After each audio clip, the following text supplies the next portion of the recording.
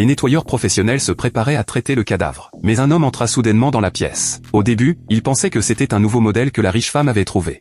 Who are you? I'm here to take care of your problem. Mais la riche femme ne connaissait absolument pas cet homme. Avant même qu'elle puisse réagir, Pete pointa vers la caméra au plafond. Tout ce qui s'était passé dans la pièce venait d'être observé par le propriétaire de l'hôtel. Inquiet que ce meurtre n'affecte son bar, le propriétaire appela John pour l'aider. Mais la riche femme avait déjà appelé Jack. Après avoir obtenu la confirmation du propriétaire, la riche femme leur demanda de coopérer pour gérer le cadavre. Mais pour des nettoyeurs professionnels, c'était une grave insulte. John saisit le téléphone et refusa de coopérer. Jack, quant à lui, prit ses outils et se préparait à partir. Même si la riche femme offrait le double de la rémunération, les deux hommes refusaient toujours de travailler ensemble. Mais John reçut une menace du propriétaire. Bien qu'ils ne s'entendent pas, ils durent se résoudre à collaborer temporairement. Lorsque les deux hommes sortirent les vêtements que la riche femme devait porter pour fuir, elle sembla un peu gênée. Pour être juste, elle prit les vêtements de John et les pantalons préparés par Jack.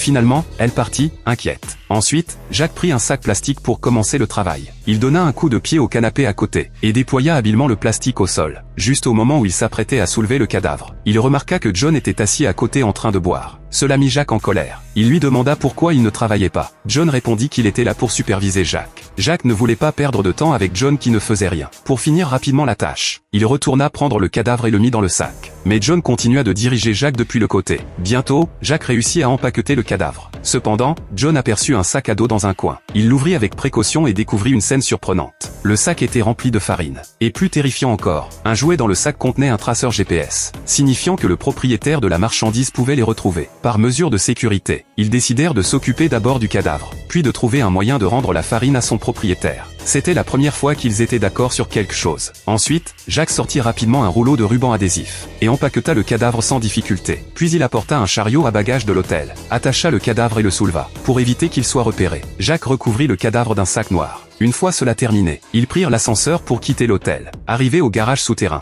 John coupa les caméras de surveillance avec un couteau. Jack poussa le chariot et heurta le pare-choc d'une voiture. Le cadavre roula dans le coffre sans difficulté. Alors qu'ils discutaient de la façon de se débarrasser du cadavre, ils n'étaient pas d'accord. Jack voulait simplement le jeter dans la rivière, mais John pensait qu'il serait plus sûr de l'enterrer. Alors qu'ils se disputaient, le coffre s'ouvrit soudainement de manière inexplicable. Pire encore, un agent de sécurité arriva soudainement dans le garage.